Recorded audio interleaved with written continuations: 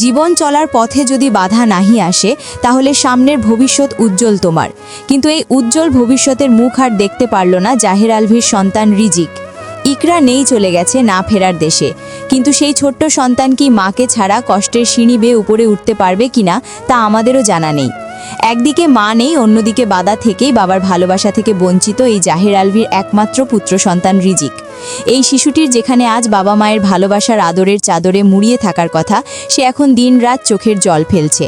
এই চোখের পানির দাম আমরা হয়তোবা দিতে পারবো না, তবে এই রিজিকের ভবিষ্যৎ যেন সামনে উজ্জ্বল হয় সেই কামনা করি।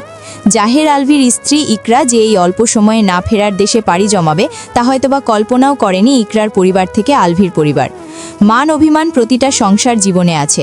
স্বামী স্ত্রীর মধ্যে কথায় আছে, যেখানে মান অভিমান নেই আসলে সেখানে অরিজিনাল ভালোবাসা নেই।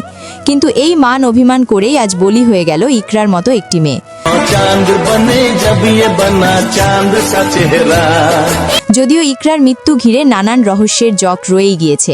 অনেকেই বলছে ইকরা নিজে থেকে সুসাইড করেছে, আবার কেউ বলছে ইকরাকে পরিকল্পিতভাবে সরিয়ে দেওয়া হয়েছে এই পৃথিবী থেকে। তবে ইকরার মৃত্যু ঘিরে এমন কিছু আছে যা আমরা এই নর্মাল চোখ দিয়ে দেখতে পারছি না। ইকরা শেষ নিঃশ্বাস ত্যাগ করার আজ বেশ কিছুদিন হয়ে গেল। আপনারা বলতে পারবেন এখানে পুলিশ কোন ভূমিকা পালন করছে এই ইকরার মৃত্যুকে ঘিরে? কোনো চোখে পড়ার মতো ভূমিকা দেখছেন আপনারা? আমরা কিন্তু তেমন কিছুই দেখিনি আইন শৃঙ্খলা বাহিনীর পক্ষ থেকে।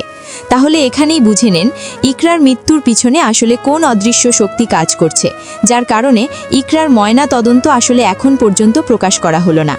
ইকরার ময়না তদন্তে হয়তোবা এমন কিছু লুকিয়ে রয়েছে যা প্রকাশ করলে অনেকেই এখানে ফেসে যেতে পারে।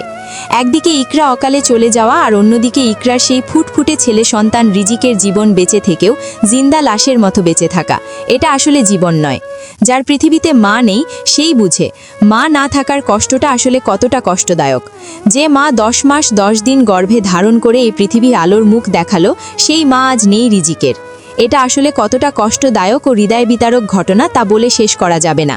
পরিশেষে আজ বলতে চাই, রিজিকের মুখের দিকে তাকিয়ে হলেও আজ একটি সত্যি কথা আপনাদের বলতে হবে। এই জাহের আলভি স্ত্রী ইকরা কি নিজে থেকেই সুসাইড করেছে, নাকি তাকে পরিকল্পিতভাবে সরিয়ে দিয়ে সুসাইডের নাম দিয়ে চালিয়ে দেওয়া হয়েছে? ইকরার শেষ অন্তিমকালে ইকরা নিজে দায়ী, নাকি এখানে এমন কেউ আছে যে পর্দার আড়াল থেকেই এই খেলাটি খেলছে? তাকে শনাক্ত করতে পারছি না আমরা কেউ। কে হতে পারে এই মাস্টারমাইন্ড, যে কিনা ইকরা মরার পরপরই ইকরার ব্যক্তিগত ফেসবুক আইডি 24 ঘন্টার মধ্যে ভ্যানিশ করে দিয়ে সব প্রমাণ এক নিমেষেই মুছে দিয়ে দিল? এই বিষয়ে আপনাদের মূল্যবান মতামত আমাদেরকে কমেন্ট করে জানিয়ে দিতে পারেন। News desk, Trends news 69।